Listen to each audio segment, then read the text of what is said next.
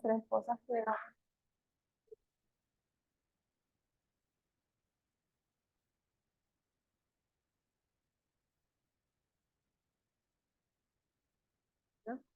Activa. ¿Mm? Activa. Y este.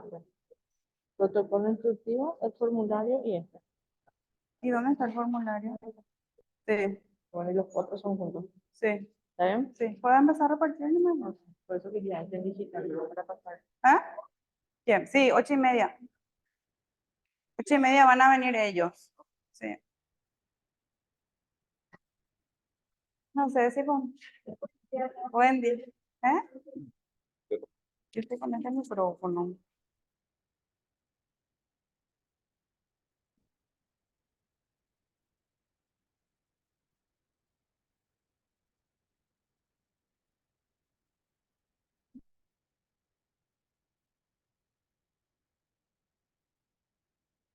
¿Quiénes se animan a venir en esta fila?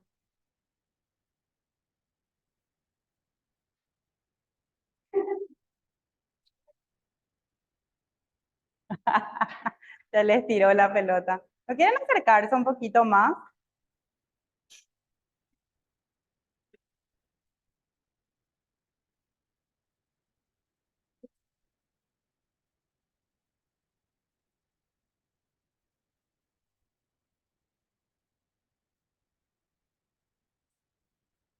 No sé si ya están de todos los restos. ¿Dónde firman ellos asistencia? Ah.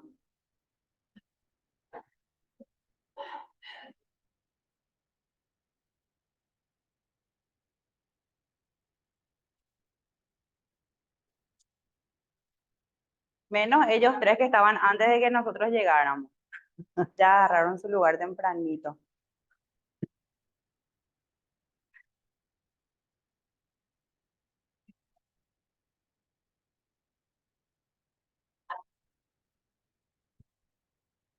Muy buenos días, queridos compañeros, queridos cursantes. Damos inicio a una nueva jornada académica, prosiguiendo con el curso que estamos llevando a cabo en la profesionalización de los registros, por ende, a los futuros centros cívicos. Hoy nos toca un tema muy importante y sensible, que es la de derechos humanos, que va a estar a cargo de la doctora Paola Piris, ya seguro le conocen todos, y queremos la máxima atención por tan especial tema. Y nada, le dejo ya con la profesora, así que éxito, estamos ya a mitad de camino, falta poco y éxito para todos. Muchas gracias, Martín, muchas gracias. Muy buenos días a todos. La mayoría creo que me conocen. Yo también estuve viendo caras nuevas y como vinimos un poquitito temprano antes de la hora, estuve sondeando con algunos compañeros aquí. Sé que algunos son nuevos, nuevitos, que se están inaugurando ahora en esta institución, compañeros nuestros, y les quiero por eso presentar también al equipo que me está acompañando el día de hoy. Si pueden acercarse, por favor, la licenciada Mariela. Ella es psicóloga, nos va a estar abordando el tema del trato adecuado a personas con discapacidad.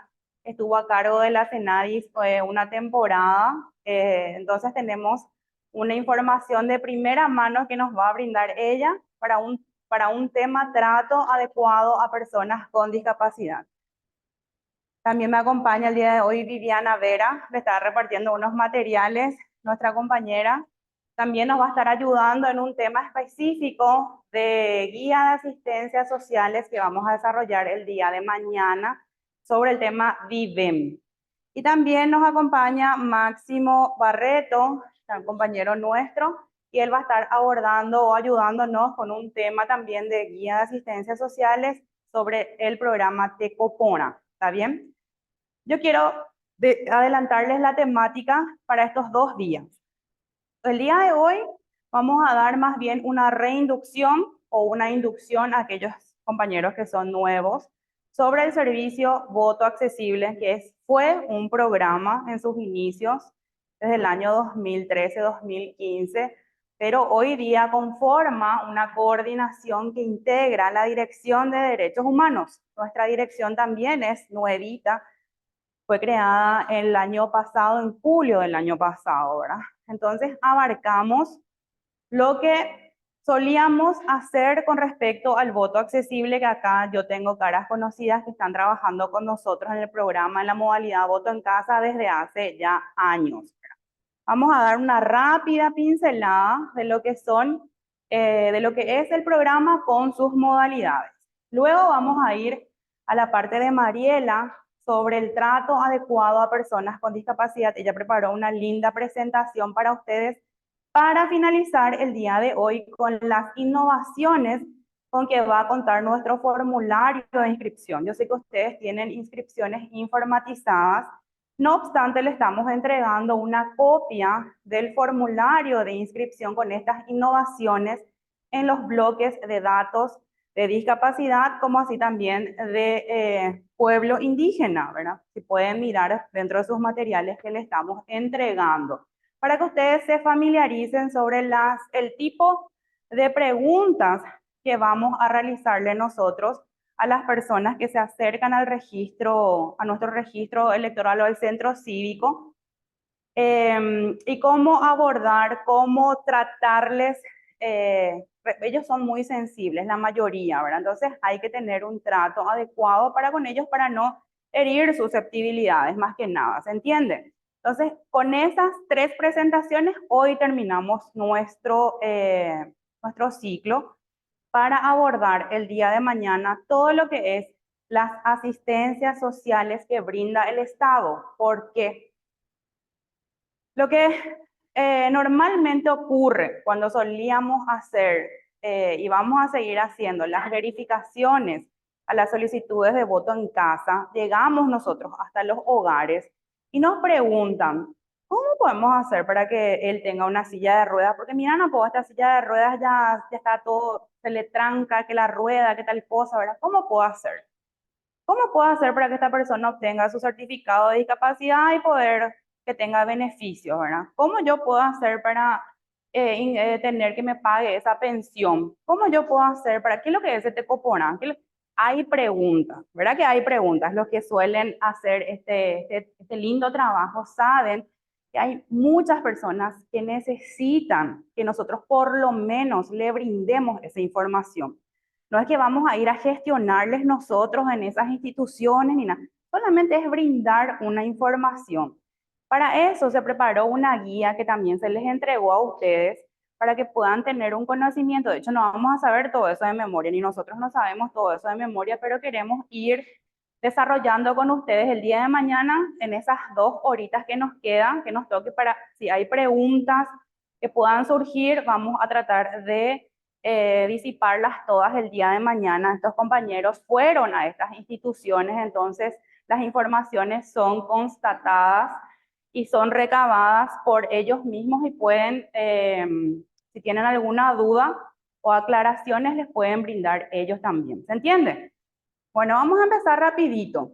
El voto accesible, como les dije, fue un programa en un principio que lo que busca es facilitar el ejercicio de sufragio a las personas con discapacidad o grupos vulnerables, porque no solamente le tenemos a nuestro grupo de personas con discapacidad, sino también le tenemos a nuestros adultos mayores, ¿verdad?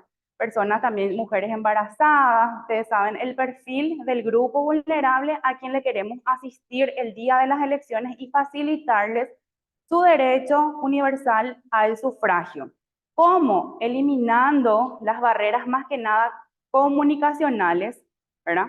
Porque del entorno físico es difícil eliminar todas las barreras, ni nuestros registros electorales. Por eso justamente en la adecuación de los centros cívicos se buscó y tiene accesibilidad y tiene rampa y le va a ser más fácil llegar a una persona en silla de ruedas hasta algún funcionario ahí para que se les atienda. Las barreras físicas son muy difíciles de eliminarlas.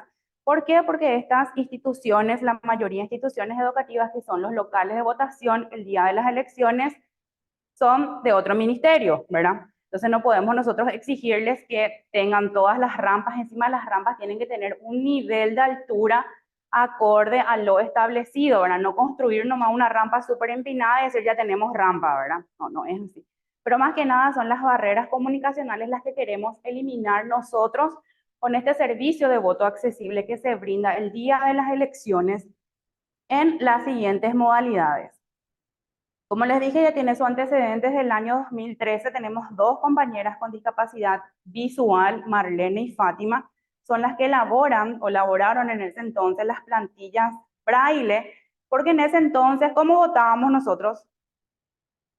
¿Cómo se votaba en el año 2013? Con papeletas. Entonces ellos introducían la papeleta dentro de la plantilla y tenía la descripción en braille de las listas de las ofertas electorales en pugna, ¿verdad? De esa forma, entonces, ¿qué garantizamos? Garantizamos de alguna forma la inclusión, pero que también dentro de unos de los principios fundamentales del sufragio, ¿qué es? El voto secreto. Si una persona ingresa ya acompañada al cuarto oscuro o asistida, que le decimos nosotros voto asistido, no se está cumpliendo la garantía del secreto del voto, ¿verdad? Entonces, cuando todos los mecanismos de accesibilidad que propone la justicia electoral para que se pueda cumplir este principio no son factibles, ahí recién podemos decir que el miembro de mesa podría autorizar el ingreso acompañado de ese elector al cuarto oscuro. ¿Está bien? Pero nosotros antes le ponemos elementos. Tenemos la mesa de ayuda, una de las modalidades. Esta se constituye en todos los locales de votación del país habilitados para cada elección. Ojo con esto, organizado por la justicia electoral. ¿Por qué en internas partidarias, por ejemplo, nosotros no implementamos lo que es voto accesible en las elecciones? Porque el Tribunal Electoral Independiente de cada partido no solicita. Simplemente por esa razón. Si solicitasen, sí íbamos a aplicar, como ocurrió, por ejemplo, en las elecciones del Consejo de la Magistratura, donde sí se instalaron las mesas de ayuda, ¿se acuerdan ustedes? En todos los locales de votación habilitados para esas elecciones. Pero fue una elección donde un 70% fue también colaboración por parte de los funcionarios de la justicia electoral. Tenemos la mesa accesible, que es la mesa número 1. También se instala en todos los locales de votación del país habilitados para cada elección. Cuando yo digo cada tipo de elección, ¿a qué me refiero? Elecciones municipales y elecciones nacionales y departamentales, ¿verdad? O cualquier otra elección que realice la justicia electoral, como por ejemplo, ¿cuál fue una del 2011, creo que fue? Un referéndum, ¿verdad? Que también organizó la justicia electoral. Pero habitualmente organizamos elecciones municipales y elecciones nacionales y departamentales. Todos los locales de votación del país, ¿ok? Están teniendo en claro, ¿verdad? Voto en casa, 13 ciudades beneficiadas hasta el día de hoy. En gran parte Asunción, todos los registros. Luego Central, algunas ciudades. Y en el interior le tenemos a Coronel Oviedo, Encarnación, Ciudad del Este, Villa Ayes. Como desafío tenemos que queremos implementar en más ciudades, específicamente estamos estudiando la aplicación en 5 ciudades más, pero mientras esto no se resuelva por nuestra alta autoridad, no podemos decir que vamos a tener que aplicar en 5 ciudades más. Hasta el momento las que tenemos, 13 ciudades en todo el país. El voto asistido, como les mencioné ya, es un artículo del Código Electoral, artículo 217, que permite que el elector con discapacidad física en los miembros superiores, o sea, podría ser una persona ciega, una persona que no tenga brazos, por ejemplo, que no pueda utilizar la máquina de votación o lo que esté a disposición por ella misma, entonces puede ingresar acompañado al cuarto oscuro. Eso es lo que establece el voto asistido en el artículo 217 de nuestro Código Electoral. Y por último, el voto en preferente, que es nada más que el orden de la preferencia en la fila, que vemos en todos los lugares que formamos fila, vemos los carteles de prioridad. Esto establece el artículo 207 del Código Electoral referente a la accesibilidad. Es darle oportunidad a que las personas mayores de 75 años o mujeres embarazadas o personas con discapacidad, además de las autoridades electorales o candidatos que estén formando fila, puedan tener esa preferencia de ingresar al cuarto oscuro para cumplir su derecho al voto. ¿Está bien? Estas son las modalidades que contiene el programa Voto Accesible. Ya tenemos alguna muestra de lo que son los elementos que utilizamos en la mesa de ayuda. Bien conocido fue el acrílico y el auricular que se conectaba a la máquina de votación y en forma audible le iba diciendo al ciudadano, al elector, todas las ofertas electorales. Pero ¿qué pasa acá?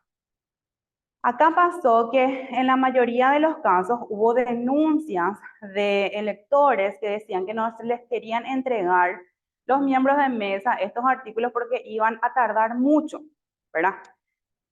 Pero, ¿y quiénes somos nosotros, me pregunto yo, para poder negarle ese derecho que ya le está siendo otorgado por una institución a un elector por más tiempo que le tome? Porque un derecho, sobre todo un derecho humano, no es algo que alguien te puede dar, es algo que alguien no te puede quitar, nadie te puede quitar ese derecho. Vamos a cambiar la visión y decir, nadie te puede quitar ese derecho que vos tenés de que por sí mismo puedas realizar ese proceso. Entonces, yo sé que las autoridades electorales no dependen de nosotros como en relación de trabajo, ¿verdad? Ellos no son nuestros compañeros de trabajo. ¿Dónde está nuestra intervención en el momento de realizarles las capacitaciones, ¿verdad? Insistir, insistir, insistir y no cansarnos de insistir sobre este punto. Sabemos que el día de las elecciones son ellos los que deciden por mayoría simple, dos dicen sí, uno dice no, pues sí, ¿verdad? Dos dicen no y no, ¿verdad? Es así. Si hay, en caso de, incluso se llega al sorteo, ¿verdad? Pero son ellos las máximas autoridades en sus mesas y las que deciden al fin y al cabo. Pero nosotros intervenimos en el momento de realizarles a ellos las capacitaciones. Entonces yo les pido que sigamos insistiendo en este punto, por favor, ¿verdad? También ellos tienen, se les socializa un material audiovisual del proceso de votación en lengua de señas para las personas con discapacidad auditiva. Se les muestra el paso a paso de las elecciones. También tenemos unas fichas grandes sobre el proceso de votación impresas, también mostrándoles el proceso, el proceso del sufragio, paso a paso lo que tiene que hacer. Son todos elementos, estos inclusive se les puede estar mostrando y socializando a las personas con discapacidad intelectual. Tengamos en cuenta que a ellos les cuesta un poquito más captar las nociones que nosotros queremos transmitirles. Entonces, con un poco de paciencia y volviéndoles a decir paso a paso lo que tiene que hacer en el momento de que se presenta la mesa receptora de votos. Tenés que entregar tu cédula, te van a pasar tal cosa, te van a pasar tal cosa. Es paciencia y mostrarles ese afiche grande del proceso de votación para que ellos puedan entender qué es lo que tienen que hacer en el momento de llegar a la mesa receptora de votos. Ellos siempre están identificados con estos chalecos verdes, generalmente son nuestros pasantes de la educación media. Si es que en algunos lugares no tenemos pasantes, le pedimos ayuda a algún familiar, a algún amigo, eso saben los coordinadores de los locales de votación, que esta mesa sí tiene que estar habilitada e instalada desde las 7 de la mañana hasta el término de las elecciones para poder brindar información al electorado que se presenta, no solamente con el orden de su mesa, con el número de mesa y el orden que le toque, sino también proporcionarles estos elementos que tenemos nosotros para las personas con discapacidad. Recuerdo que siempre comenta mi directora que ella fue como observadora al exterior y cada mesa receptora de votos tenía estos elementos para todas las mesas habilitadas. Nosotros tenemos estos elementos para cada local de votación nomás, ¿verdad? Imagínense ustedes, entonces tenemos que mostrarles que tenemos eso a disposición, ¿verdad? Y ella se iba a las mesas y estaban súper encajonadas estos elementos. Y, ¿por qué no muestran? Le decía ella a los miembros de mesa, ¿verdad? Y cuando vemos que tienen necesidades de utilizar, ahí le ofrecemos, le habían dicho los miembros de mesa en ese entonces a ella. ¿Y para qué queremos nosotros identificar al elector con discapacidad? Justamente para en un futuro poder llegar a saber que, por ejemplo, hay 2 o 3 solicitudes de personas con discapacidad de apellido tanto que va a conformar la mesa número tanto. Entonces, a esa mesa destinar exclusivamente estos elementos, de acuerdo a la discapacidad que tenga. Si es una persona ciega, ya poner a disposición la plantilla y el auricular en esa mesa específica. ¿Se entiende? Esa es la finalidad de la obtención de esos datos de discapacidad que van a estar en los bloques nuevos del formulario de inscripción. La mesa accesible es la mesa número 1 de todos los locales de votación del país. ¿Cuál es la diferencia con el programa Voto en Casa o con justamente con la modalidad Voto en Casa? Que está destinada a personas con discapacidad en sus miembros inferiores, de la cintura para abajo, que tienen problemas de desplazamiento, ¿verdad? Esta modalidad está supeditada a un pedido de parte. Ellos tienen que solicitar ser incluidos en la mesa número 1 de su local de votación. Nosotros vamos a tener también a disposición estos formularios para estos servicios. Una cosa es la inscripción en el registro cívico permanente, que es lo que ustedes habitualmente hicieron y van a seguir haciendo. Otra cosa es el relevo de solicitudes para estos formularios. Ahora vamos a tener desde el 1 de marzo hasta el 30 de diciembre se equiparó, según la resolución 1/2024, el periodo de inscripción para los programas de voto accesible en sus 2 modalidades, mesa accesible y voto en casa. Ya no es que vamos a tener que esperar a que estemos ya a un año de las elecciones y ahí recién, mediante el reglamento, se habilitase el periodo de solicitud, porque esa siempre fue la queja. ¿Por qué es tan corto el periodo? La gente se entera a destiempo. Y ya pasó, ya me quiero inscribir ahora, ya pasó, ya feneció el periodo de solicitud, feneció en julio, le decíamos. Entonces, viendo esa necesidad y ese pedido de poder ampliar este proceso, ya se equiparó a los periodos de inscripción al registro cívico permanente, del 1 de marzo al 30 de diciembre de todos los años. Y vamos a volver a hacer verificaciones al programa de Voto en Casa, vamos a volver a hacer las verificaciones. Y yo sé que muchos de ustedes manejan los cupos del porcentaje de personas que podrían ser beneficiarias y vamos a llegar en ese punto en un ratito, ¿verdad? Esta solicitud de mesa accesible ya queda desde un momento en que se solicita, queda operada en nuestro sistema. Por más que esta persona realice un traslado del local de votación, siempre va a figurar en la mesa número 1 de ese nuevo local al que pertenece, porque es un beneficio que se le otorga al elector beneficiado. Siempre va a ser beneficiado. Si ya votó desde el 2015, ya va a seguir votando siempre en la mesa número 1, a no ser que solicite su exclusión como beneficiario de este programa, ¿se entiende? Entonces, si es que él se muda, o por ejemplo, un colegio de capital, si me pueden referir, cualquiera,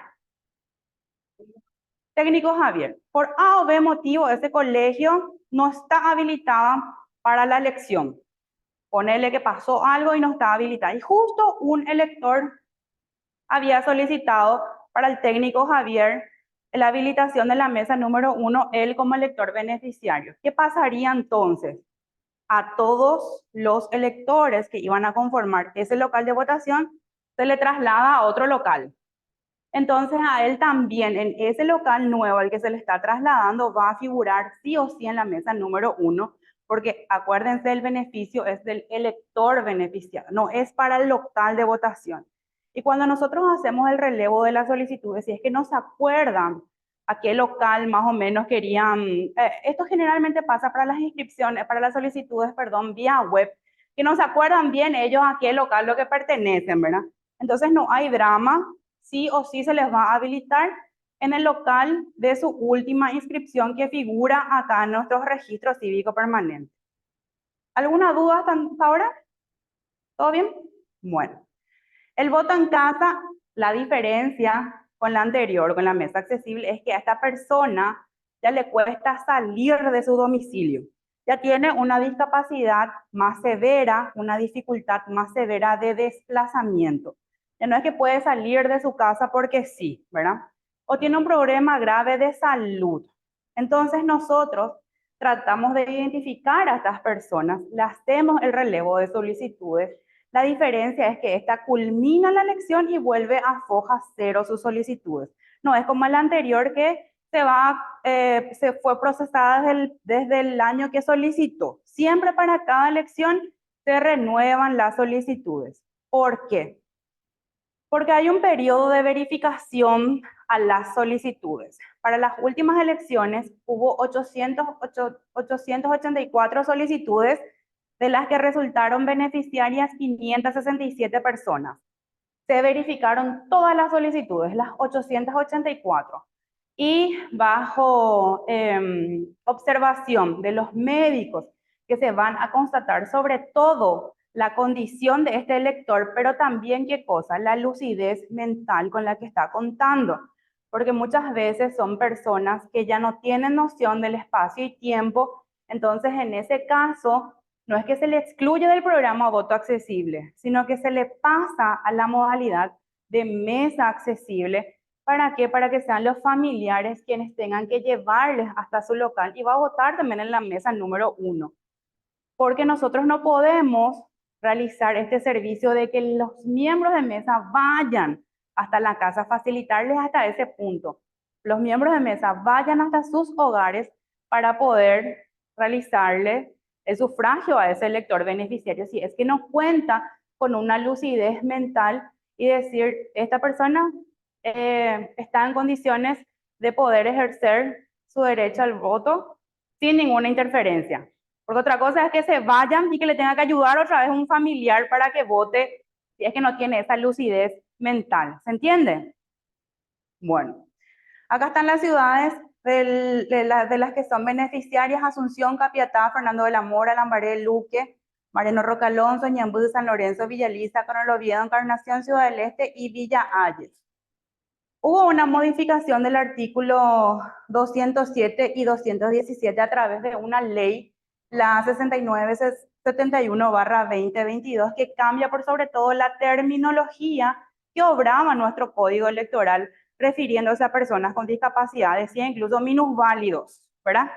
Los que leyeron nuestro código electoral hacía referencia a eso, a las personas con discapacidad. Decía personas con defectos físicos, incluso estaba escrito en nuestro código electoral. Esta ley modificó la terminología y las englobó en personas con discapacidad. Y a través de esta ley, nosotros como institución trabajamos coordinadamente con la Secretaría Nacional por los Derechos Humanos de las Personas con Discapacidad, que es la CENADIS, y la CONADIS, que es la Comisión Nacional de Personas con Discapacidad. Integran algunos representantes de las instituciones públicas y representantes de las sociedades civiles de personas con discapacidad. Cada discapacidad tiene su organización civil y está representado por una autoridad que es su presidente. O sea, en este caso, presidentes son ellos de las organizaciones civiles, porque conforma la comisión y siempre preside quien entonces sea el ministro o la ministra de la CENADIS. Ese es el presidente o la presidenta de la comisión. Ahora ellos van a tener elecciones en marzo y solicitaron, por ejemplo, las personas con discapacidad visual tener esa plantilla braille que les va a elaborar la Dirección de Derechos Humanos a través de sus funcionarias con discapacidad visual. Ya hablamos de lo que es el voto asistido, el voto en orden preferente. Acá en este momento fue una suscripción del convenio con la CENADIS. Tenemos siempre en épocas de elecciones la divulgación de esta máquina de votación. Nosotros instalamos en las sedes de la CENADIS y a cualquier organización que nos solicite un proceso electoral de cómo votar y una divulgación de las máquinas para que ellos practiquen. Ya generalmente las personas con discapacidad visual, ellos practican mucho antes de las elecciones, ¿verdad? Ahí ven algunas imágenes. Y sobre todo las capacitaciones, que lo que nosotros queremos buscar es sensibilizarles a ustedes con respecto a este tema y que ustedes puedan ser semillas también en sus lugares de trabajo de que existe este programa, de que hay la facilidad para estas personas para que puedan por sí mismas realizar el proceso de sufragio el día de las elecciones, de poder decir, por ejemplo, el día de las instalaciones yo sé que todos están allá en el local de votación a las 5:30, máximo 6 de la mañana, ya están todos ustedes, ¿verdad? Están los miembros de la Junta Cívica que quieren armar la mesa y quieren poner la mesa número 1 allá arriba, ¿sabes? Porque de ahí va a empezar todo el esquema de la distribución de las mesas y poder decirles, la mesa número 1 será que puede estar en el lugar más accesible del local de votación, que sugerimos que sea este, porque viste que van a entrar las personas, a nuestros adultos mayores, que son la mayoría de los que solicitan, nuestros abuelitos, las personas en silla de ruedas, para que les sea más fácil el acceso. Vamos a instalar acá, ¿verdad? Entonces, eso es lo que nosotros buscamos con ustedes, poder sensibilizarlos, porque nosotros en esta dirección somos poquísimos, no podemos abarcar todo el país, ¿verdad? Ustedes van a ser nuestros ojos y nuestros brazos el día de las elecciones. Acá tenemos una estadística de las personas que fueron beneficiadas en lo que es el plan voto accesible y también lo que es el voto en casa. Como ven, en la mesa número 1 hasta el momento tenemos 6.165 electores beneficiarios y vamos sumando, ¿verdad? Con este periodo de ampliación pretendemos que sea mucho mayor a nivel país estas solicitudes y estos beneficiarios. La misma cosa con lo que es voto en casa en estas 13 ciudades. La última vez fueron beneficiarios 567 electores. Bueno, hasta acá terminó mi presentación. Yo sé, no sé si tienen alguna preguntita, quedó todo muy claro. Como les dije, las verificaciones para el programa, la modalidad voto en casa, las vamos a seguir realizando. Como este periodo falta, ¿cuánto? 2 años para que hayan otras elecciones, igual recabemos todas las solicitudes y no se preocupen por el porcentaje, porque ese porcentaje, por ejemplo, en Ceballos puede ir, ¿verdad? ¿Cuánto era tu cupo de electores que podían ser beneficiarios?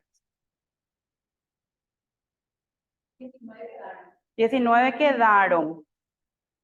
Sí. Entonces, ahora ya no vamos a tener en cuenta la fecha de presentación con la hora y el día, que era lo que establecía nuestro reglamento anterior, sino la condición en la que se observó por los médicos responsables la condición del elector. Eso es lo que se va a tener en cuenta, ¿verdad? Muchos también preguntan, ¿y el acompañante? Si sobra cupos y esa persona está sola al cuidado de un familiar o de una persona, también podría incluirles como beneficiarios si no hay opción, ¿verdad? Y si sobran cupos en la ciudad, porque hay ciudades donde sobran cupos, ¿verdad? Porque está generalmente el marido que ya es viejito también y que él solamente le cuida a la señora, ¿verdad? Entonces no le puede dejar para ir a votar. En ese caso se toman en cuenta estas condiciones. Pero si hay otra persona con mayor dificultad, con mayor problema o mayor discapacidad severa, no le puede quitar el cupo un acompañante, ¿se entiende? Entonces, todas estas cuestiones son evaluadas tras la verificación. Bueno, de mi parte es todo. Yo le quiero ceder la palabra a la licenciada Mariela. No sé si el compañero nos puede venir a cambiar la presentación, por favor, Jonathan. Dale.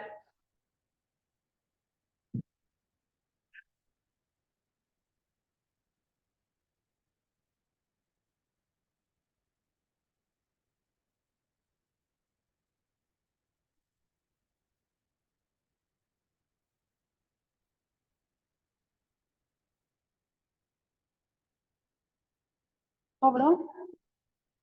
¿Sobró? Mm.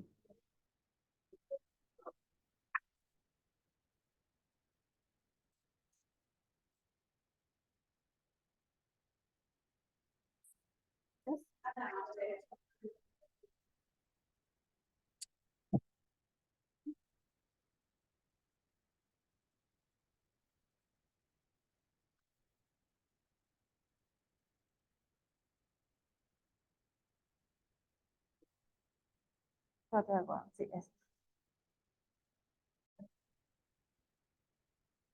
Bueno, muy buenos días A pesar de que la licenciada, la doctora Paola me estuvo presentando, ya quiero volver a presentarme. Soy la licenciada Mariela Ramírez. También estoy en la Dirección de Derechos Humanos, trabajando desde hace bastante tiempo en todo lo que tiene que ver con discapacidad. Y hoy quiero presentarles un poco lo que es el trato adecuado con las personas con discapacidad. Y esto no solamente es para tener en cuenta en el día de las elecciones, sino también al momento de realizar las inscripciones, sobre todo tomando en cuenta que ustedes ya van a contar con los formularios para inscribirse en algunos de los beneficios que tienen las personas con discapacidad para la hora del voto. Y por supuesto también, una vez que ustedes vean todas estas características que se pueden presentar para la hora de tratar a una persona con discapacidad, eso también ya les va a servir para su vida diaria inclusive. Bien. Primeramente, ¿qué es la discapacidad? La discapacidad es un concepto que sufrió muchos cambios, vamos a decir, a lo largo del tiempo. Anteriormente había muchos conceptos que ya fueron superados o inclusive prejuicios. Se pensaba o se decía que la discapacidad era una enfermedad o era algo que le pasaba a la persona por algo que hicieron su familia. Entonces, había muchos tipos de prejuicios y preconceptos que ya fueron todos superados hoy en día. Y hoy en día se usa el concepto de que la discapacidad es un tema social. ¿Qué quiere decir eso? Que la discapacidad en realidad está dada por las barreras que presenta la sociedad para con las personas que tienen alguna dificultad.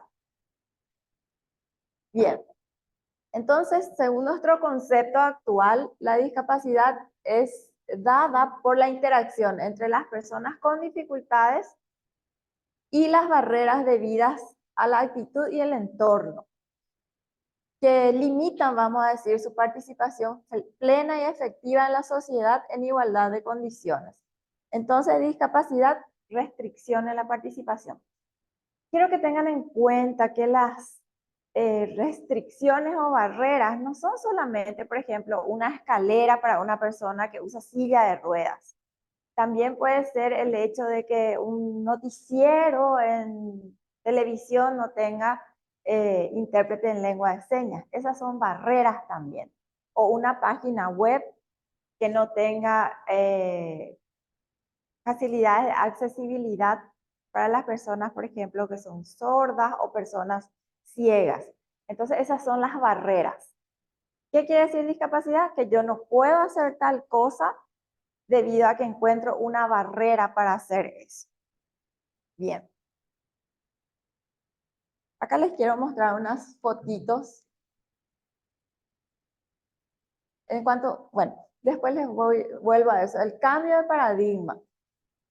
Les estaba contando, hay una convención internacional que es la que rige todo el tema de la discapacidad. Como ustedes saben, todos los temas sociales, especialmente los referidos a enfoques de derechos, siempre tienen como una pirámide de leyes que son las que la rigen. Y siempre están dadas por una ley máxima, que suele ser una ley internacional. Y en esa ley internacional luego vienen basadas las leyes nacionales. En este caso, la Convención Internacional sobre los Derechos de las Personas con Discapacidad es la que define este nuevo concepto del cual estábamos hablando. Y desde esta nueva perspectiva se pone énfasis en que las personas con discapacidad son sujetos de derecho. Eso tienen que tener siempre en cuenta. Ser sujeto de derecho significa que pueden ejercer todos los derechos que pudieran ejercer las personas sin discapacidad. Entonces, por ello es que se realizan algunos ajustes en la sociedad, que son los que se llaman en el ámbito de discapacidad los ajustes razonables. ¿Qué ajustes razonables hace, por ejemplo, esta institución para con las personas con discapacidad? Lo que nos estaba comentando Paola, el voto accesible, el voto en casa, las plantillas en braille. En cuanto a las máquinas de votación, tenemos las máquinas que se adaptan con los audífonos y demás plantillas. Entonces, Esos son los ajustes razonables que se realizan para que las personas ejerzan su derecho al voto, que es uno de sus derechos humanos, ¿verdad? ¿Por qué? Porque son sujetos de derecho. Bien. ¿Cómo solucionar? ¿Cómo solucionamos las barreras, verdad? Tenemos la opción, cambiar a las personas con discapacidad. No se puede cambiar a una persona. Con y sin discapacidad no se le puede cambiar, ¿verdad? Entonces, lo que se busca es un cambio social. Ven ahí ustedes que tenemos una estrella y una pelotita. La pelotita encaja perfectamente en la parte redonda de esta caja, pero la estrellita no entra. Entonces, ¿qué vamos a hacer nosotros como sociedad? Vamos a cambiar. Si esa caja es la sociedad, se agranda la abertura de la caja para que quepan todo tipo de figuras, sean redonditos, estrellitas, cuadrados. Entonces, en eso consiste la inclusión. La sociedad cambia para que todas las personas con y sin discapacidad puedan ejercer sus derechos. Bien.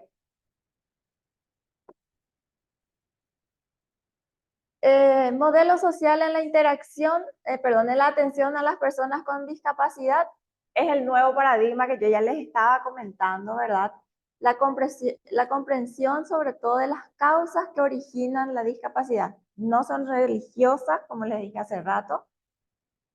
Tampoco son científicas. Científica sería si la causa de una dificultad o deficiencia que tenga una persona con discapacidad. Supongamos que yo, por A o B motivo, nací sin dedos, por decir. Eso es una causa científica, pero la causa de la discapacidad no es esa. La causa de la discapacidad es que, por ejemplo, no existan barras en las que yo me pueda apoyar, igual tenga o no tenga dedos.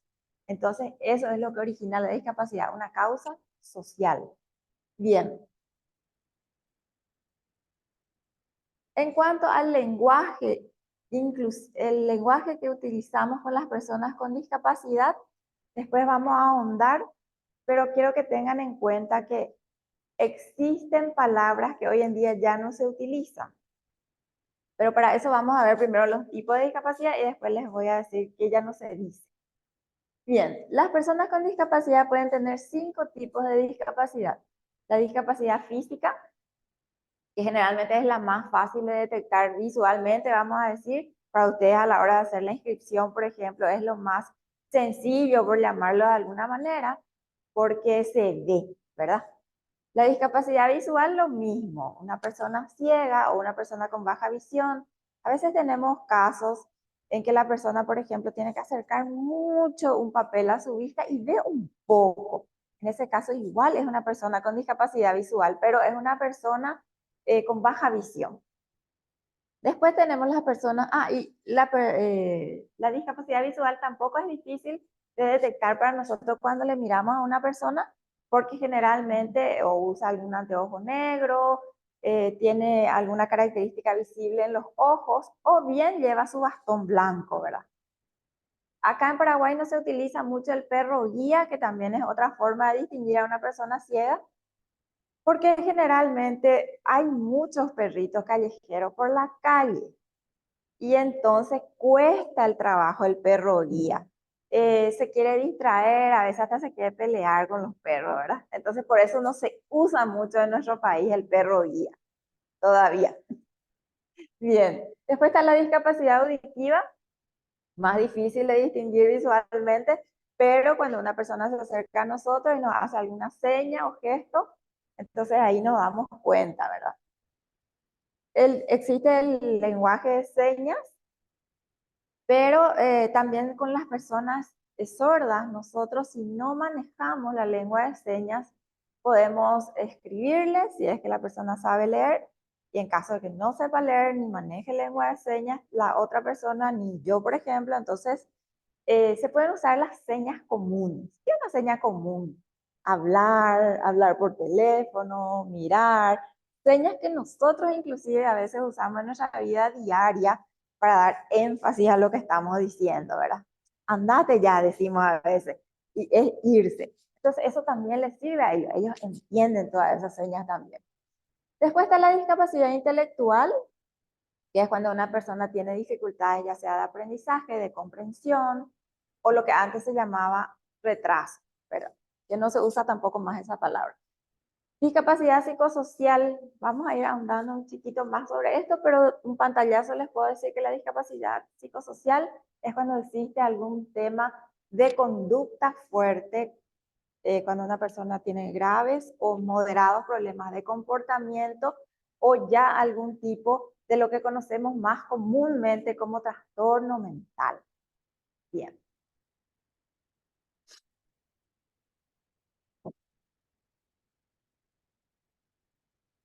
Se mueve. Ahí. Ahora sí vamos al lenguaje inclusivo. Como les dije hace rato, el lenguaje inclusivo, o sea, el lenguaje actual cambió mucho para con las personas con discapacidad y hay que tener mucho cuidado porque a veces cometemos errores involuntarios. Y vamos a decir, el colectivo o el grupo de personas con discapacidad son personas muy informadas. Ellos generalmente tienen esa característica de que, como bien dijo Paola, tienen sus asociaciones, y no solo una por tipo de discapacidad, a veces hay inclusive más. Existen casi 200 asociaciones de personas con discapacidad o familiares de personas con discapacidad que están registradas, por ejemplo, en la SENADIS oficialmente, y existen otras que aún no estuvieron registradas. Entonces tienen la característica de que son muy conocedores de sus derechos y también son muy conocedores de este tipo de conceptos. Por eso, ustedes que trabajan en una institución que trabaja con enfoque de derechos, es importante que conozcan y practiquen la utilización del lenguaje adecuado. Bien, al lenguaje adecuado también se le dice lenguaje inclusivo y se recomiendan el término madre, vamos a decir, que yo siempre digo, si ese dice no van a errar, es persona con discapacidad. Si ustedes dicen persona con discapacidad, siempre van a estar acertando. Entonces, primero ese tengan bien en cuenta, memoricen bien y después ya vienen otras variaciones.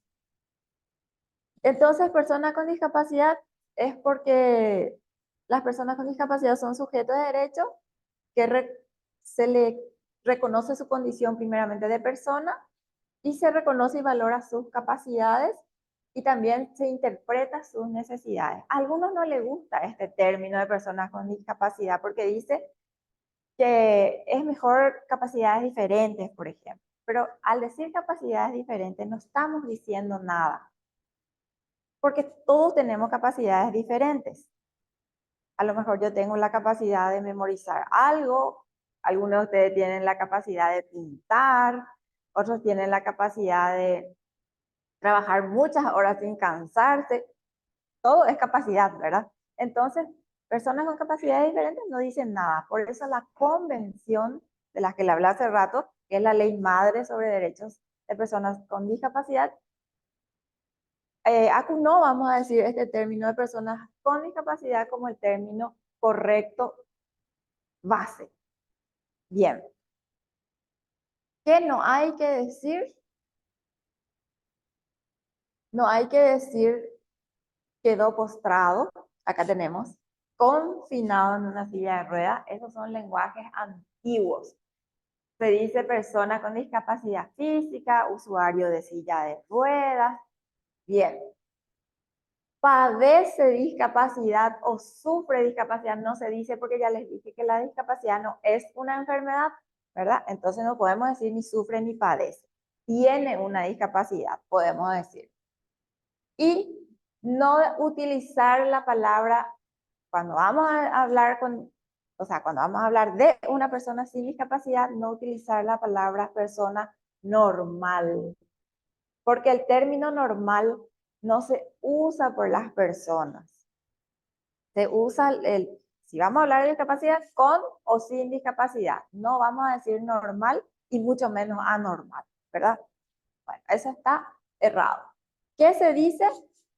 Tiene discapacidad, persona con discapacidad intelectual, por ejemplo, ¿verdad? Como ya les expliqué.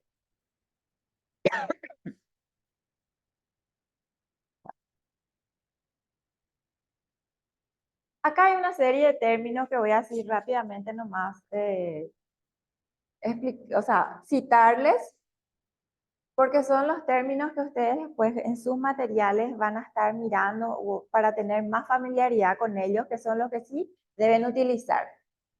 Impreciso, discapacitado, enfermito, deficiente, minusválido, persona con capacidades diferentes, persona con capacidades especiales, persona especial, todo eso entonces no se dice persona con discapacidad.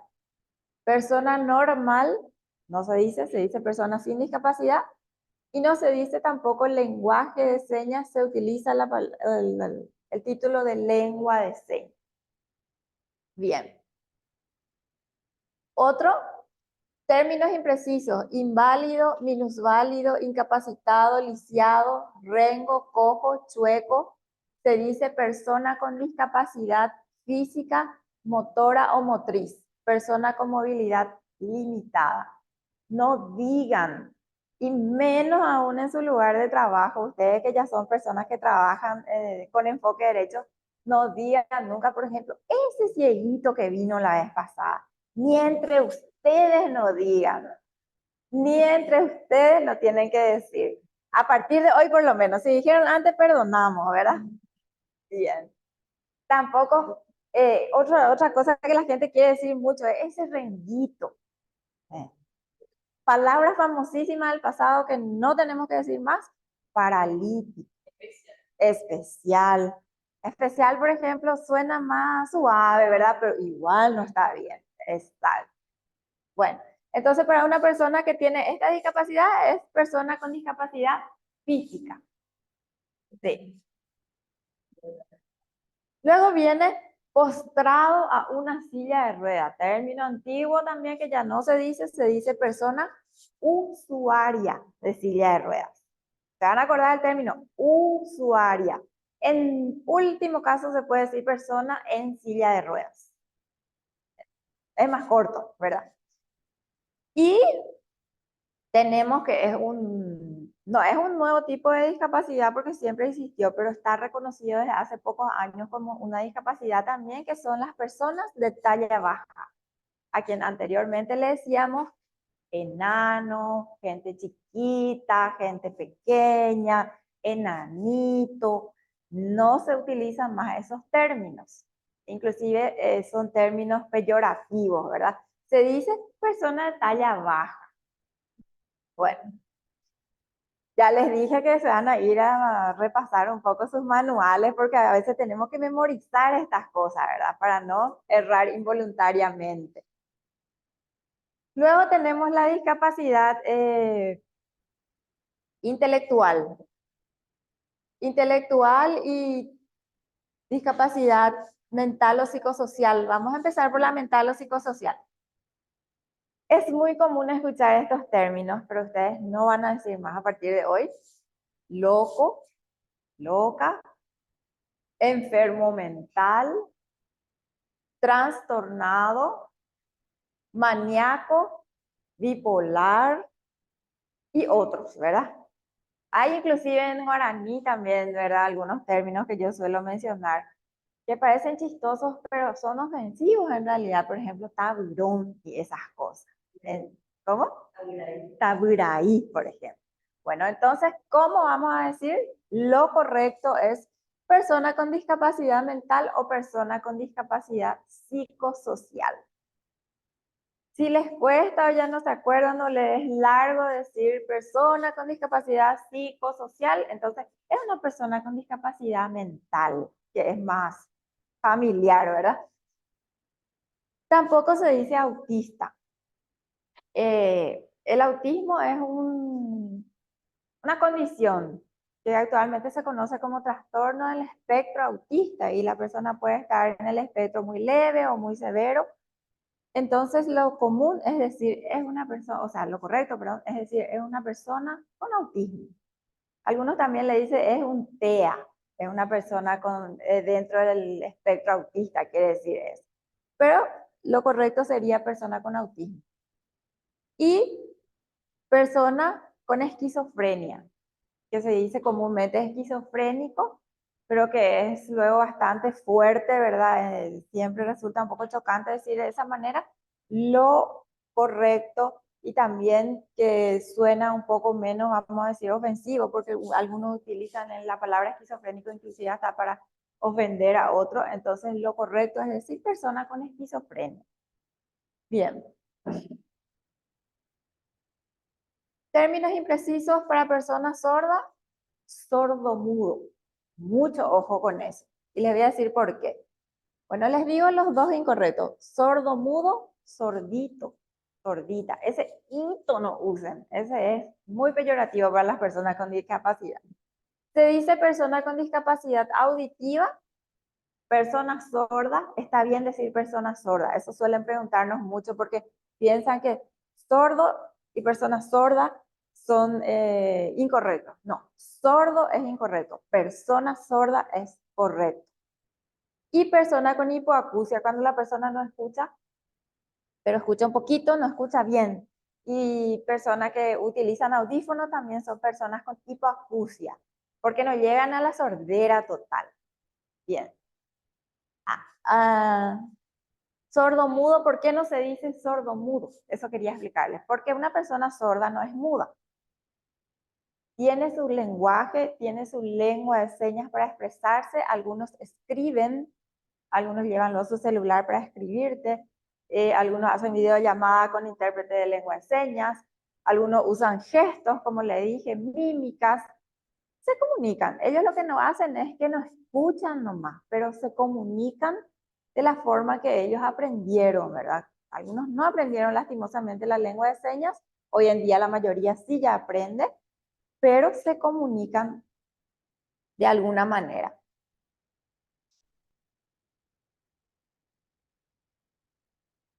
Ahora para las personas ciegas, no se dice invidente, por más de que suene también que no es muy ofensivo, pero no se dice, y mucho menos se dice, como ya les dije desde el comienzo, cieguito, cieguita. Eso está incorrecto. Se dice persona con discapacidad visual o persona ciega. También persona de baja visión o débil visual para las personas que ven, pero ven muy poco. Hay personas, por ejemplo, que usan el bastón blanco porque no ven casi nada de lejos, pero pueden leer si acercan mucho un texto, por ejemplo. Esas son las personas entonces con baja visión. Así es que persona ciega o persona con discapacidad visual. Los ajustes razonables ya les hablé, que son los ajustes que hace la sociedad, las instituciones, para que las personas con discapacidad puedan ejercer sus derechos con menos barreras.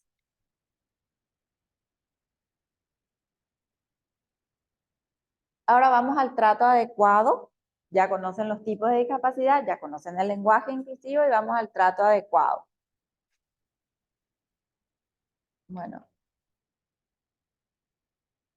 algunas de las cosas principales a tener en cuenta en el trato adecuado, cómo interactuar con las personas. Por ejemplo, es muy importante y esto es lo primero que tenemos que tener en cuenta cuando viene una persona con discapacidad junto a nosotros, sea en nuestro lugar de trabajo o en nuestra vida diaria. Generalmente vienen acompañados de una persona, ¿verdad? Un familiar o alguien que les ayuda a llegar hasta donde se van. Hay que hablarle a la persona con discapacidad primero. Y luego saludar también, por supuesto, al acompañante, pero dirigirse a esa persona, si es, porque es ella la que viene a consultarnos algo, entonces nosotros le hablamos directamente. Muy común error es que las personas con discapacidad vienen con su acompañante y se le habla al acompañante. No les digo si es una criatura, ¿verdad? Porque muchas veces los niños vienen, por ejemplo, a una consulta y hay que hablar únicamente con sus padres también o con sus acompañantes. Pero en el caso de personas con discapacidad, jóvenes, adolescentes, adultos, se le dirige a ellos la palabra principalmente si son ellos los que vienen junto a nosotros. Bien. En cuanto a la discapacidad motora para los tipos de discapacidad física, básicamente lo que tienen que tener en cuenta es, por ejemplo, una persona que utiliza silla de ruedas, no hay que empujarle su silla de ruedas, por más amables que seamos, si es que no le pedimos primero permiso. Hay personas, como yo suelo decir, en silla de ruedas que quieren ellos nomás empujar su silla por comodidad, porque les es más práctico, les gusta el ritmo, a que ellos se van la velocidad o simplemente porque algunos hasta quieren ejercitar sus brazos. Entonces pregunten, ¿necesitas ayuda? ¿Necesitas que te empuje? Así. Muchas veces también les va a aceptar su ayuda, a veces ya están cansados o simplemente tienen que subir una rampa y entonces como es empinado y todo eso, le van a facilitar, pero pregunten primero, no invadan su espacio personal. Una silla de ruedas es como la extensión del cuerpo de una persona en silla de ruedas. Un bastón, ¿conocen los bastones esos que tienen como trípode abajo? Los bastones canadienses creo que se llaman. Bueno, y ese tipo de cosas son como extensiones del cuerpo de la persona con discapacidad. No agarren de ellos si no les entrega. Si una persona con muleta se sienta, no estiren de ellos su muleta. Simplemente díganle, ¿quieres que te acomode en alguna parte tus muletas? Te puedo recostar por la pared, por ejemplo. Así amablemente. Y si le dice que sí, porque ellos también, por supuesto, son personas que aprecian la ayuda, porque necesitan también, ¿verdad? Entonces, ustedes ofrezcan primero su ayuda. Bien. En cuanto a la discapacidad auditiva, ya les expliqué un poco, vamos a repasar, ¿verdad? Es una persona que no escucha totalmente o escucha muy poco. Un error común que quiero que tengan en cuenta para no cometer es que cuando vemos personas que usan audífonos, a veces la gente les quiere hablar muy fuerte, porque piensa que no escucha, ¿verdad? ¿Querés tal cosa? Así. Y ese es un error, porque justamente lo que hace ese audífono es que le regula para que escuche como todos escuchamos. Entonces nosotros le vamos a aturdir y hasta le podemos asustar si es que le hablamos muy fuerte, viendo que tiene un audífono. Ahora, si es una persona que no escucha, escucha muy poquito y que no tiene audífono, él mismo o ella misma nos va a decir, ¿puedes hablarme más fuerte? Porque no escucho. Entonces, esperen más eso, porque a lo mejor es una persona que escucha casi bien y no necesita, pero también puede ser una persona que escucha muy poco y tenemos que hablarle bien fuerte, pero si tiene audífono, normalmente, como hablamos todo el tiempo. Bien. Acá una cosa muy importante a las personas sordas. Si yo quiero hablar con una persona sorda, no me está mirando, ¿qué voy a hacer? Le puedo tocar suavemente, por ejemplo, sus hombros, pero no le empujen ni no sean así, no la asusten, quiero decir. Entonces, así nomás, chiquitito y despacito. Y ahí ya les van a ellos hacer caso, les va a prestar atención. Bueno, mirar directamente a la persona sorda y mantener contacto visual con ellos. Lo mismo que le dije hace rato. Cuando una persona con discapacidad viene con un acompañante, hay que dirigirnos a ellos. Cuando una persona sorda viene con un intérprete de lengua de señas, que puede ser su hijo, su papá, su hermano, alguien, ¿verdad? O un intérprete pagado, viene, nosotros tenemos que hablarle a la persona sorda, no al intérprete. Y es un poco confuso algunas veces, inclusive cuesta un poco, pero tienen que tratar de tener este protocolo de mirarle a la persona sorda. Bueno, supongamos acá que la compañera es una persona sorda y él es su intérprete. Yo le hablo a ella y él va a estar hablando, entonces yo me puedo distraer con lo que él dice y querer mirarle a él, porque lo corriente, lo común es que nosotros le miramos a quien le escuchamos, ¿verdad? Bueno, si es una persona sorda, entonces yo a ella, todo a ella. Y cuando ella le está hablando a él, para que él me hable a mí y me diga lo que ella está diciendo, o sea, cuando ella le está hablando en señas y él me está hablando a mí, yo igual le tengo que mirar a él. ¿Está claro? Bueno.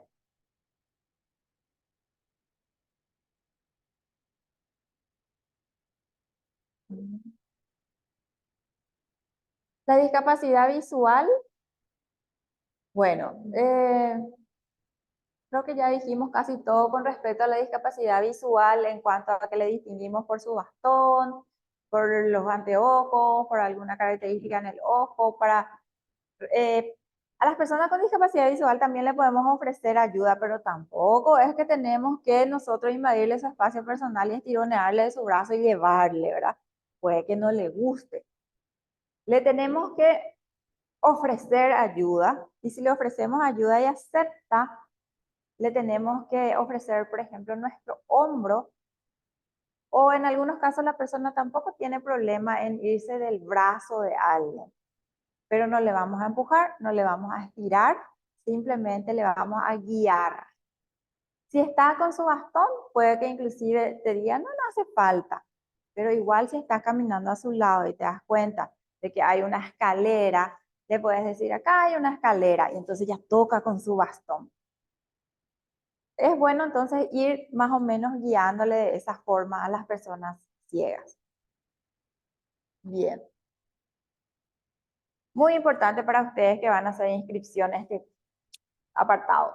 Para indicarle a una persona ciega dónde ha de firmar, pueden agarrarle de sus manos y llevarle hasta el punto donde va a firmar. Muchas personas ciegas, la mayoría hoy en día, firman. Entonces, ¿qué hacen ustedes? Le guían. Acá al final del formulario tenés que firmar. Yo te voy a mostrar dónde, te voy a mostrar, voy a tomarte la mano y te voy a mostrar dónde es. Entonces ahí ustedes le muestran y la persona firma.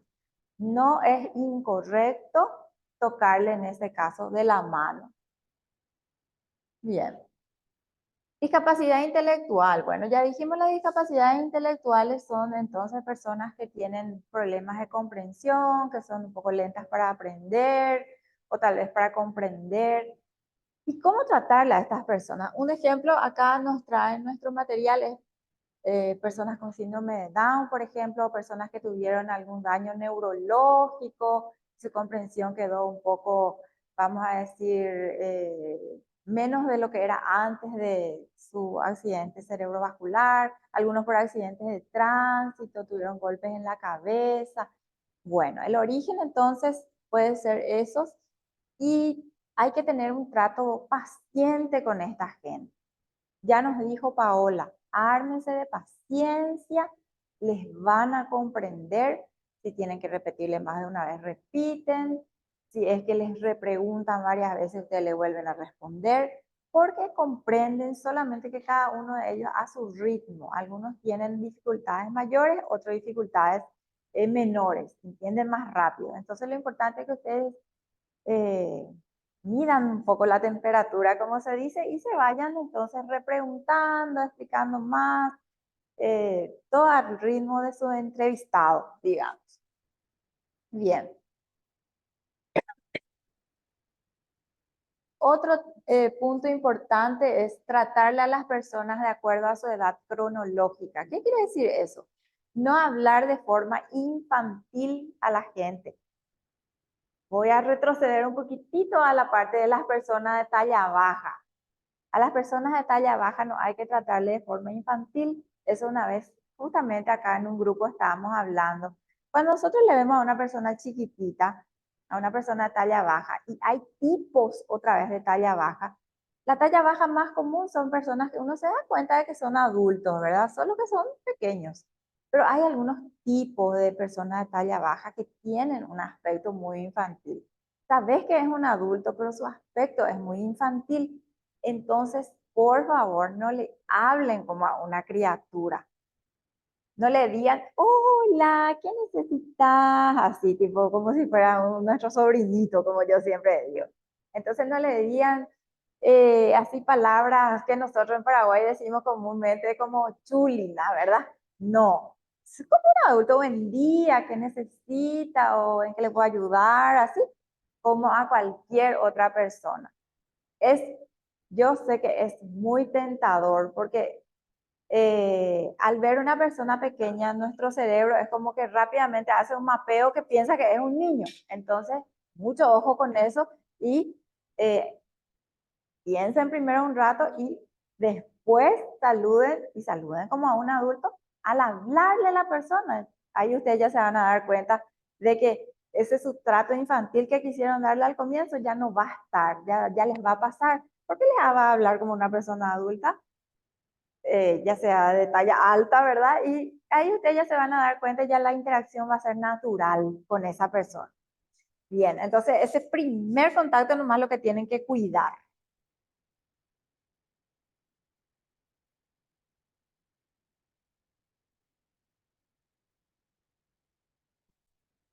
La discapacidad psicosocial, que es el último tipo de discapacidad, este es un tipo de discapacidad que también requiere algún tipo, o sea, un tipo de comportamiento similar a la discapacidad intelectual, porque psicosocial es una cuestión más conductual, ¿verdad? Entonces hay personas que pueden ser una persona con discapacidad psicosocial puede ser de repente una persona muy ansiosa o que tiene un comportamiento que nos parece que no es común, ¿verdad? Te pregunta una cosa, ya le dijiste y te vuelve a preguntar, pero con mucha desconfianza, por ejemplo. Entonces también hay que tener mucha paciencia. Tenemos que tratar de tranquilizarle porque muchas veces hay personas con ciertos tipos de discapacidad psicosocial que si le hacemos muchas preguntas nos va a tener miedo porque piensa que estamos invadiendo su espacio, su vida, que le queremos hacer algo malo inclusive. Entonces es crear un clima de tranquilidad, paciencia. ¿Por qué me preguntas eso? Les puede decir, ¿verdad? Entonces usted le dice, eso está en mi formulario, esto le preguntamos a todos los que vienen a inscribirse, son datos que necesita la justicia electoral, respuestas, ¿verdad? Que son las respuestas reales del por qué se está preguntando. Pero lo importante es crear ese clima de tranquilidad, ese clima de que no se sientan invadidos, que no se sientan que ustedes le están más o menos interrogando. Por más que ellos son los que vienen a inscribirse, se puede dar estos casos. Entonces, ya saben, paciencia, tranquilidad. Le pueden hacer que descanse un rato inclusive. Si es que ya no le está gustando más las preguntas y te dice que está cansado, se va a ir nomás. Entonces usted le dice, ¿no quieres sentarte un rato? Entonces yo mientras le atiendo acá al señor y después continuamos contigo. Cosas así, busquen ustedes sus estrategias según lo que están viendo, cómo se está comportando la persona. Y la discapacidad psicosocial tampoco se ve, ¿verdad? Visualmente, pero cuando uno empieza a hablar con la persona, puede distinguir y entonces ahí empiecen a poner en marcha, vamos a decir, sus estrategias para que se sienta cómodo y puedan completar su trabajo. Bien, hasta aquí entonces los tipos de discapacidad, el trato adecuado a los tipos de discapacidad y pusimos una frase final, vamos a actuar. ¿Qué quiere decir eso? Que a partir de hoy vamos a aplicar. Si no recuerdan algunas cosas, tienen a mano entonces y ustedes van consultando o inclusive pueden utilizar las herramientas tecnológicas, pueden googlear, como decimos ahora, ¿verdad? Más información acerca de esto. Es un tema muy interesante porque recuerden, el, más del 10, en realidad el 11%, según el último censo de los paraguayos, tienen algún tipo de discapacidad. Siempre hay un subregistro, como se dice, que a lo mejor personas que no pudieron contestar bien las preguntas o lo que sea, y eso significa que siempre ese porcentaje es un poco más alto. Y si somos 6 millones, entonces quiere decir que 10% son 600.000 personas que tienen algún tipo de discapacidad, más inclusive, si es 11% y tal vez más según un subregistro. Así que todo el tiempo en su vida diaria y en su trabajo, ustedes se van a encontrar con personas con discapacidad, pero ahora ya saben cómo es el trato adecuado. Bueno, ¿alguna consulta? ¿Todo claro? Entonces, a aplicar. Sí. Podemos alzarle eso en su plataforma digital, ¿verdad? Sí, sí. Vamos a compartirles entonces en digital. A través de la plataforma digital, de todos los materiales que les hemos entregado a los compañeros aquí en forma física van a estar también subidas en la plataforma. Así es. Bueno, muchas gracias. Con un última presentación, ¿qué le pareció? Súper. Espectacular.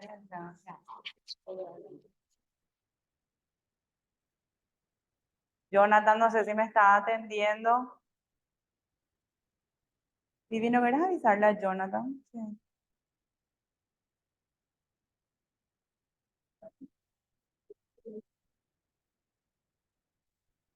Bueno, para ir finalizando, les quiero mostrar la última presentación que habla exclusivamente del protocolo de aplicación al formulario de inscripción que quiero que todos tengan ahora a mano.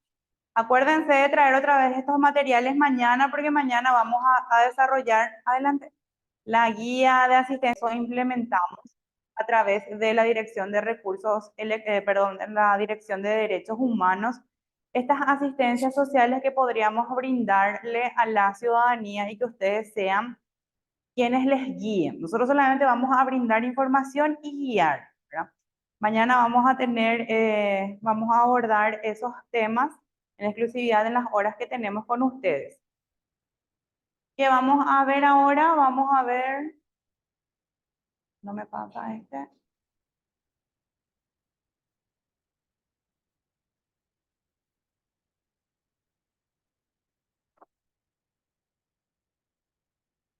Ahí está, sí. Bueno, todos tienen a mano también su protocolo de aplicación del formulario de inscripción a personas con discapacidad. Están dirigidos a ustedes, los inscriptores. Se van a realizar también estas inscripciones en los registros electorales de todo el país, las de voto en casa en las ciudades beneficiadas exclusivamente en voto en casa, por ejemplo, en San Pedro, donde no es un departamento beneficiado, no van los formularios de solicitudes para el programa Voto en Casa. Sí, a nivel nacional fueron repartidos los formularios de solicitudes de la mesa accesible, porque eso tenemos en aplicación nacional. Las de Voto en Casa solamente en capital y en las ciudades beneficiadas, ¿verdad? Hay que tener en cuenta también que este documento está concebido bajo enfoque de derechos en virtud de la cual las personas con discapacidad pasan a ser titulares de derechos, como bien explicó la licenciada Mariela, lo que eso significa que ellos están muy conscientes y son conocedores de todos los derechos nacionales e internacionales que los avalan. Entonces, tener en cuenta todas estas indicaciones que la compañera nos transmitió el día de hoy para poder completar ese formulario. Los factores a tener en cuenta: atender en forma prioritaria a las personas con discapacidad, ayudar a la persona con discapacidad que se sienta cómoda y relajada, y demás factores que tenemos también nosotros ya impresos en nuestro material. Vamos a irnos exclusivamente a lo que dice el apartado en este bloque. Dice, este apartado aborda preguntas sobre discapacidad permanente, porque tenemos también las discapacidades que no son permanentes. Por ejemplo, una persona que tuvo un accidente, ¿verdad? Y que tuvo un problema en sus miembros inferiores. Esa discapacidad no es permanente. A las discapacidades permanentes, entonces nosotros vamos a estar abordando y vamos a estar preguntando si presenta algún tipo de discapacidad. Esta pregunta está destinada para registrar si el inscripto tiene alguna dificultad o limitación permanente. Acá pasa algo.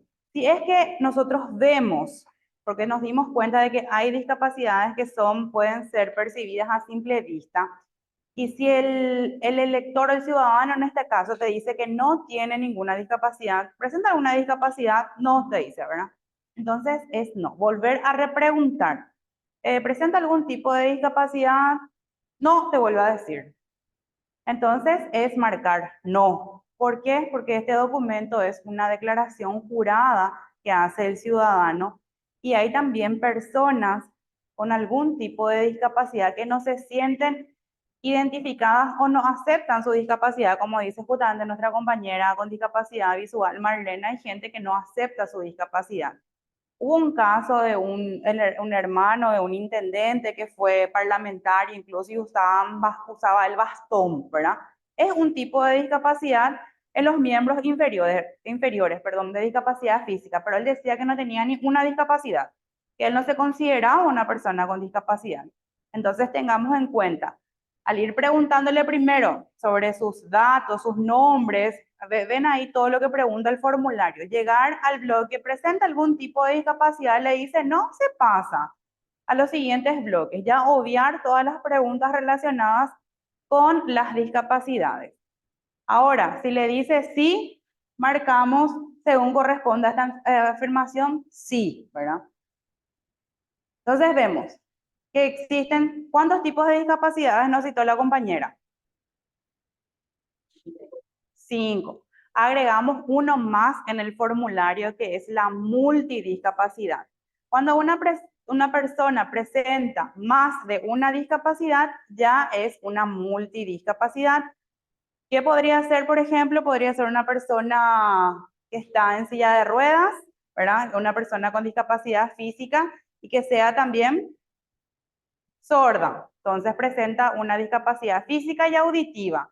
Ahí marcamos en el bloque de multidiscapacidad y describimos, ¿verdad? Discapacidad física y auditiva. Más de una discapacidad ya es una multidiscapacidad. Para tener como dato, en el último censo realizado en el año pasado, ¿verdad? 2022, antepasado, te hago en el chip 2023.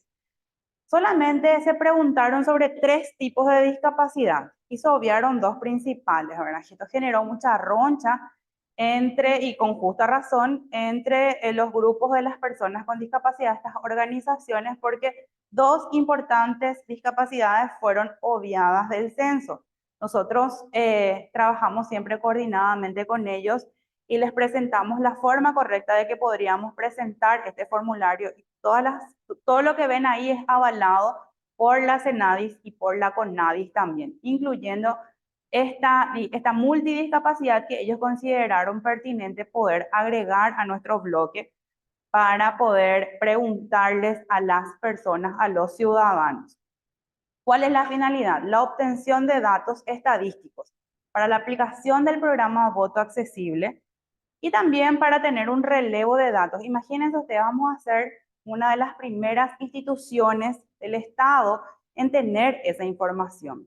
Y la base de datos con la que cuenta la justicia electoral es muy solicitada por otros organismos con quienes tenemos convenios de cooperación en el momento de cruce de informaciones. Entonces, todo el material que se pueda preguntar, que pueda tener una institución como base de datos es importantísimo, es una joya para nosotros contar con estos registros, ¿verdad?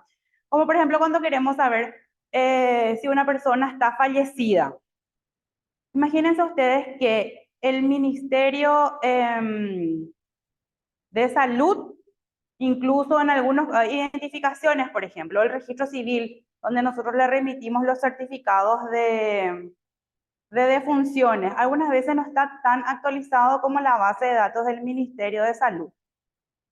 Ellos tienen un registro mucho más actualizado. Y son también en esos casos donde otras instituciones preguntan si le podemos brindar información acerca de tal o cual cuestión. Entonces, la joya de una institución también son sus registros, su base de datos. Para eso nosotros recopilamos las informaciones. Entonces vamos marcando, volviendo a nuestro bloque, vamos marcando la discapacidad de acuerdo a lo que nos expresa nuestro ciudadano a quien le estamos realizando la inscripción, ¿verdad? Visual, esta casilla está destinada para registrar si el inscripto tiene alguna dificultad o limitación visual permanente. Siempre entre paréntesis explicamos, tiene dificultad para ver incluso con anteojos o lentes de contacto puestos. Ejemplos, una persona ciega o con baja visión. En el formulario hasta donde tienen la descripción solamente de discapacidad visual, ¿verdad? Pero nosotros, de acuerdo a estos materiales que les vamos entregando, nos dan algunos tipos de ejemplos de las discapacidades que se podrían presentar. Auditiva, dificultad o limitación, tiene dificultad para oír, incluso utilizando audífono. Persona sorda o con hipoacusia, que nos dijo la licenciada que son personas que escuchan, pero escuchan bajo, ¿verdad? Intelectual dice que está destinada para personas que tienen una dificultad o limitación para comprender, recordar en el lenguaje, etc. Retraso del desarrollo. Y acá, por ejemplo, también si es que solamente ellos declaran, vamos a poder marcar. A prima facie nosotros no podemos estar marcando las discapacidades que estamos observando. Tengan en cuenta eso siempre, por favor.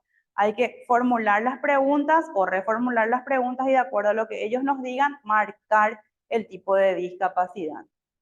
Psicosocial, trastorno bipolar, trastorno de la personalidad, etc. Multidiscapacidad, como dijimos, está destinada para registrar si el inscrito presenta varios tipos de discapacidad, sean los descritos anteriormente u otros, porque existe una gama inmensa que podrían ellos manifestar, entonces a lo que ellos nos manifiesten nosotros registramos. Eso es lo que ustedes tienen también ahí impreso. Y observación, lo que les dije en un comienzo, si la persona presenta una discapacidad evidente, pero al ser preguntado dice no tener ninguna, se le repregunta para aclarar y se respeta lo que él manifiesta. Y por último, recordar que se encuentra disponible el formulario de solicitud para el voto en la mesa número 1 a nivel nacional, realizar la solicitud simultáneamente. Entonces, tener nosotros siempre a la vista nuestros formularios de relevo de solicitudes para el voto accesible o para el voto en casa, ya que estamos hablando de capital que tiene ambas modalidades como beneficiarias. También este formulario se va a encontrar disponible desde el 1 de marzo en la página web de la Justicia Electoral, al mismo tiempo en que ustedes, funcionarios de los centros cívicos, pueden realizar las inscripciones. También en la página web va a haber esta posibilidad o llamando al 6180-111, que es el call center de la Justicia Electoral. Pueden solicitar también a partir del 1 de marzo mediante vía telefónica o incluso yendo a la Dirección de Derechos Humanos. Tenemos varios mecanismos de acceso a los formularios de solicitud para estos programas. Y bueno, hasta acá fue la presentación del día de hoy, todo lo que le quisimos transmitir. Ojalá que haya sido aprovechado y comprendido por ustedes.